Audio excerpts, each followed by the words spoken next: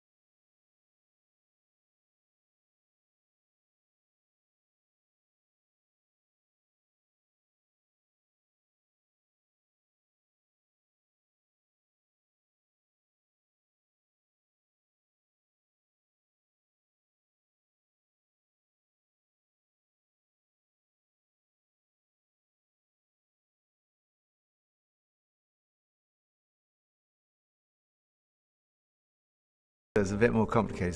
Off to the to make the calls, and the first person I rang was Pippa's mother. I rang her and I said, "It's good news. We've had a son. He weighs whatever, 12 pounds 6 ounces. 7'9". Whatever it was. And then second was my mother. So I rang my mother. She was engaged. So then I went to, the next person was Pip's sister. And she said, "Oh, I've heard you've had a son. And you know, Henry." And I thought, that's strange. And I said, "My mother's just rung me." And I went to the next one, and they said, "Oh, you know, congratulations, I hear you've had a son." And I went down the list. They literally, someone had rung someone, so all the following calls they'd already heard. And when I eventually got through to my mum, she said that she'd already heard from Pippa's mother. So Pippa's mother had rung her, that's why she'd been engaged. I didn't need to say to Pippa's mother, "You must tell people." It was quite natural for her. Good news travels fast. When you hear good news, you want to tell people, and she had told people. When I encountered Jesus, I wanted to tell people. It was the most natural thing, I guess, is to want to tell people. But the way I went about it was not always very sensitive. And I remember very soon after I encountered Jesus, I went to a party and I was determined to tell the first person that I met there, that I knew about Jesus. And it so happened that the first person I saw who I knew was Pippa, who was on the dance floor. So I thought, right, I'm going to go and tell her about Jesus.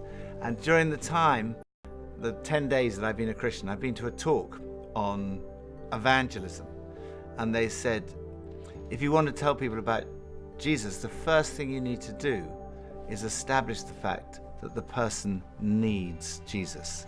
So I thought, right, I've got to go and establish the fact she needs Jesus.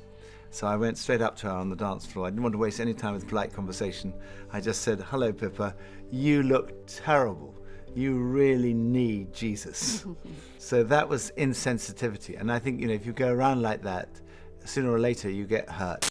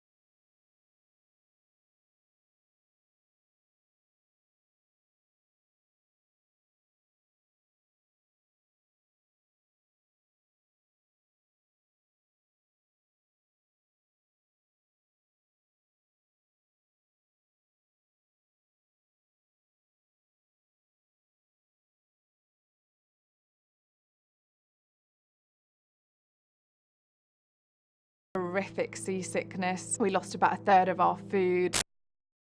wrong went wrong, everything that could break broke. Just the physical exertion of rowing 12 hours a day, 2 hours on, 2 hours off. It was really tough, but actually the mental battle of 3,000 miles was so overwhelming. And I think had I not had something to row for, I think I'd have given up. This isn't just a row that I did. It is an absolute life's work that I'm committed to, and it's definitely a marathon and not a sprint, and there's highs, there's lows. I'm often reminded of William Wilberforce, a real hero of mine, who for 45 years didn't give up. He kept persevering after so many setbacks and so many challenges until 3 days before he died. Only then did the abolition of the slave trade bill get passed through Parliament, and it was such a victory. And so many times when I think about how overwhelmed I felt, I just think of that fortitude and that resilience that he had, and that we can learn and take. And I feel like I grasped a little bit of that on those weeks on the ocean. And off the back of the row, we've founded Sport for Freedom, our charity, which now we help directly rehabilitate survivors of human trafficking in the UK. So to be able to really make a difference in people's lives through what we did, and the story just keeps being told. Can't all do everything, but look, what can we all do? Let's all do our somethings, and all our somethings collectively make.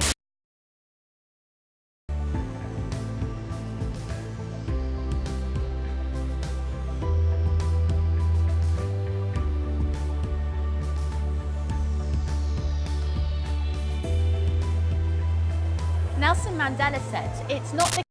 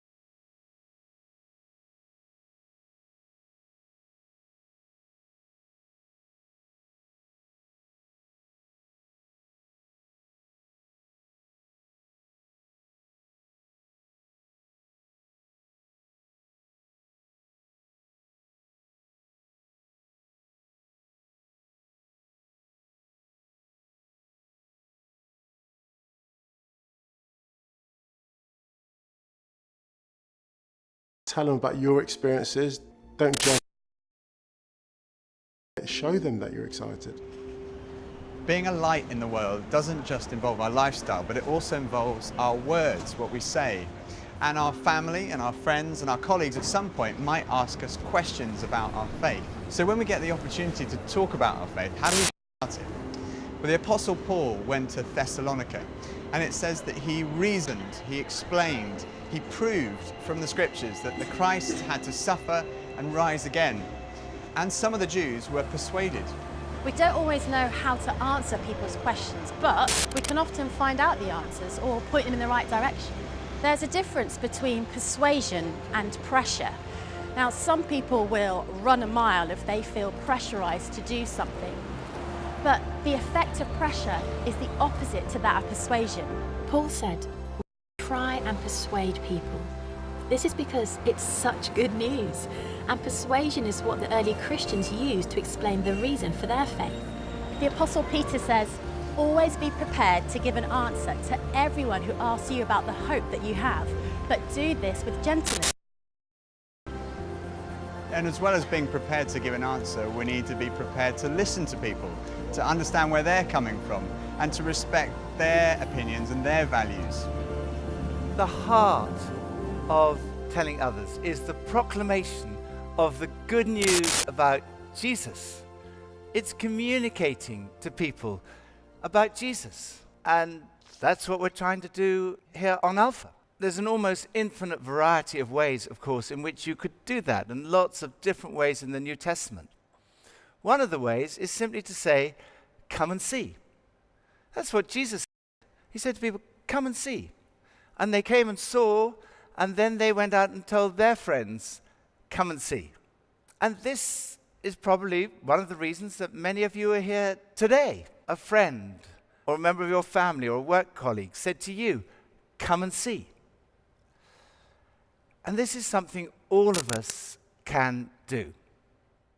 Albert McMakin was a farmer. When he was 24 years old, Albert came to faith in Jesus at a church service in a nearby town. He was so full of excitement and passion that he filled a truck with friends and took them to the next service to hear the gospel as he had. There was a farmer's teenage son who Albert was especially keen to get to the service, but the young man was hard to persuade. He was much too busy falling in and out of love with different girls, so it's safe to say that he wasn't particularly attracted to Christianity. But Albert McMakin had an idea. He managed to persuade the young guy to come to church by asking him to drive the truck. When they arrived, Albert's guest decided to go in and was, in his own words, spellbound. He went back again and again until one night he went to the front of the meeting to pray and gave his life to Jesus. The year was 1934. Since that day, Albert's guest has spoken in person to over 210 million people about the Christian faith, more than anyone else in human history. He has become the friend and confidant of 10 American presidents and has spoken about Jesus to almost half the world's population by radio and TV. The man's name is Billy Graham.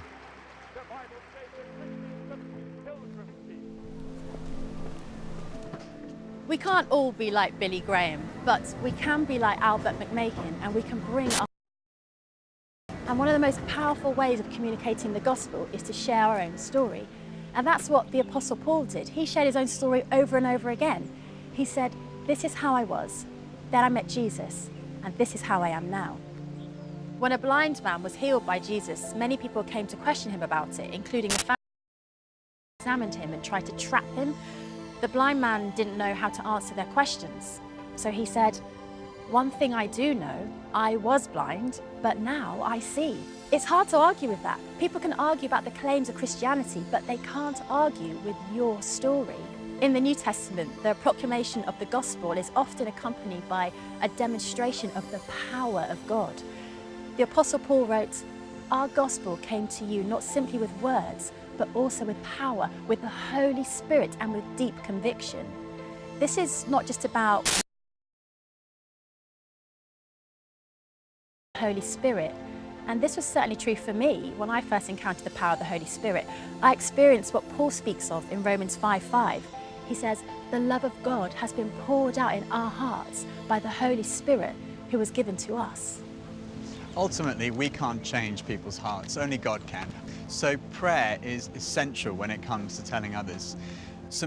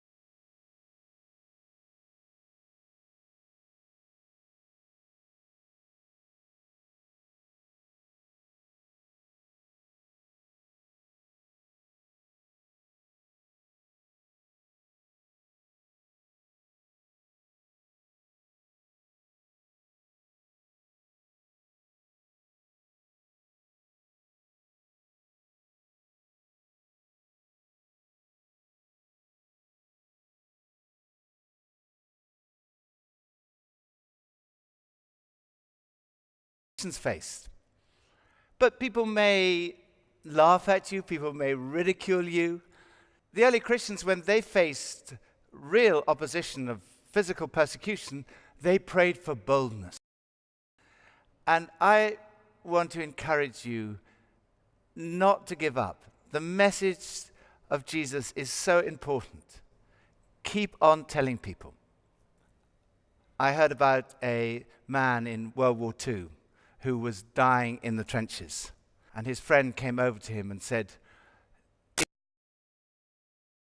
and the man said, no, there's nothing you can do for me. I know I'm dying. And so the friend said, well, is there any message I can take when I get back to England? And the man said, yes, please take this message to this man at this address. And this is the message. He said, tell him what he taught me as a child is helping me in my dying moments. So when the friend got back to England, he went to that man at that address, and he told him that what he taught that soldier as a child helped that man to die. And the man said, "Forgive me," he said. "I gave up teaching Sunday school years ago because I thought that what I was doing was having no effect." Whenever you tell people about Jesus, it has an effect because the gospel is the power of God. Sometimes maybe you'll get discouraged. Sometimes I've been discouraged. You think people are not really interested, but you never know what's really happening in people's lives. If you've experienced Jesus yourself, keep on telling people. If you do, you will have this extraordinary privilege of seeing other people discover faith. I can't think of anything that makes a greater difference to a person's life than if they encounter Jesus Christ.